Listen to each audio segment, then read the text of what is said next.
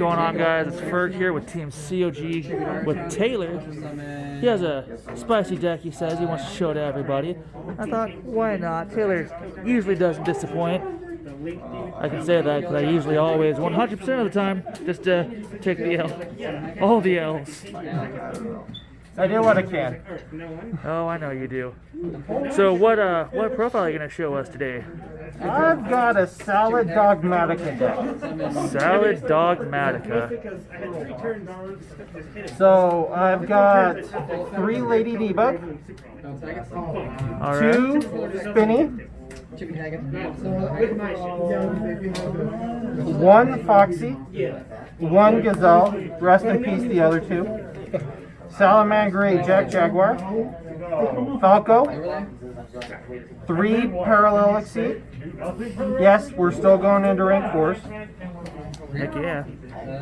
1 Flordees, 2 Ecclesia, and for hand traps, actual monster hand traps,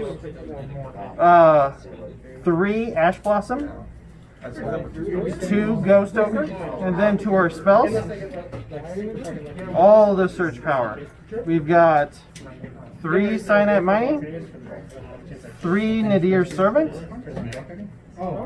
and a Salamangreat Circle. Then we have 3 Forbidden Droplets, 2 Triple Tactics Talents, 1 Sanctuary, 1 Will. For traps, I've got 3 Impermanents, 1 Roar, 1 Rage, and 1 Dogmatika Punishment. Alright, so Dogmatika's kind of a new deck still. Came out of as the Duelist. You want to kind of explain to us what the Dogmatika cards do for the deck?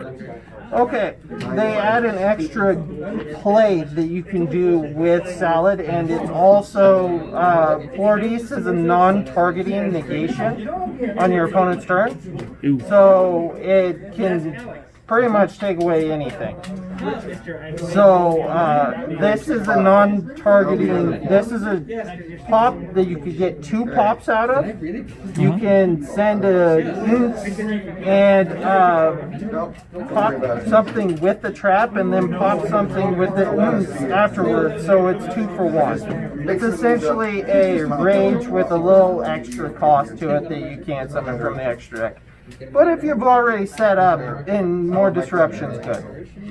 So, Okay, you playing first still? I mean, it's good. And then in the extra deck, I run 3 Balinks, 3 Sunlight Wolf, 1 Update Jammer, 1 Transcode Talker, 1 Access Code, 1 number 41 Baguska, the Drunk Boy, 1 Abyss Dweller, and then for the Sins off of Nadir, 1 Titanic You didn't have to draw at the beginning. 2 Oots, and 1 Omega. The Omega is to recycle extra deck and disrupt my opponent's graveyard if I need to. So, comparing it to your the way you used to play Salamangreats, do you prefer this more, or do you prefer pure unadulterated? I mean, in theory, this gives you more ways to go through your opponent and more ways to punish them, and gives you a little bit more control. In practice, I'm not 100% sure on that. Salad usually just dies because it doesn't have an extra deck monster, or your opponent just does too much. The Dogmatika is a way to fight back a little bit, other than just the Salad monsters, which Salad has a pretty decent recursion as is. But I mean, the little extra push that you could get without opening well. Absolutely. So comparing this Dogmatika deck to the other ones that are running around, like the Shut All invoke Dogmatika, would this That- be on par? Or would This is I mean, this isn't fabulous. I mean, Salamangreat has dropped in tiers since Rise of the Duelist came out. But this is just a little fun variant that I thought I really enjoy playing Salamangreat. So this adds just a little bit more life to it, where it can play a little bit more than what it.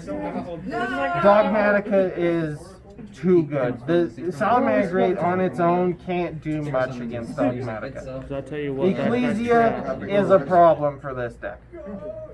Which one? Ecclesia. Oh, okay. Ecclesia cannot be destroyed by extra deck monsters.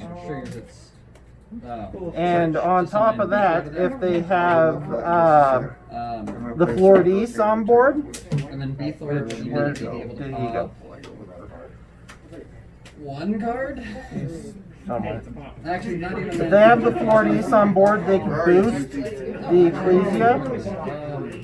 The only true way to get over it, if it has a boost, is via Jack Jaguar with a spinny, because it cannot be destroyed by any extra deck monster that's summoned from the extra deck. So Sunlight Wolf cannot destroy this one. Heck yeah. Very informative. I like the choices. Yep. It is a very rough deck to play against. It sounds exhausting whenever I played against it. This just added that extra layer of aggression. There he is. He can give 500 when Dogmatika attacks. We'll ignore that. So making this 2,000, and it doesn't go away. It's a permanent boost. So each turn when a Dogmatika attacks, you can boost your monsters by 500. Up to. So they can get beefy. So I guess you could say kind of like levels the playing field. Like on the sound Yes. and everything. Gives you a big beat stick that can beat over something. Yeah. Which the deck struggles with, and why it struggles a lot with like Eldritch or the sword, because 3,500 is a pain. Yeah, nobody likes that. So, yep. So say this deck had the extra 2 circles, the extra 2 gazelles that were missing. Would it be a better contender in today's meta? Better contender. At this, with Rise of the Duelist, I don't think it would, because it just can't put anything big out. The biggest thing that it can put out naturally is access code, but if your opponent has essentially any interruption, you can't get to it. So that's kind of the crux of the deck. It's currently the Pure has became pretty much an OTK deck. Okay. So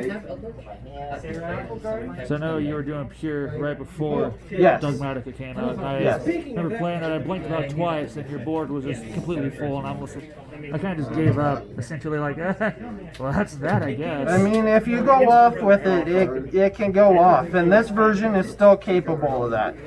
This card alone is a 1-card access code. Oh, that's crazy. Because we love those 1-card combos, you know. Oh, yeah. Oh, YuGiOh is, man. 1, 2, Yep. 3. Anything else you want to add on here, man? Nope, that's pretty much it. Taylor, I appreciate the deck profile, man. Yep. I appreciate your thoughts and processes on this, because there was a lot. All damage target permanent. With that being said, this is Virgo Team COG. We'll have some more profiles here for you soon.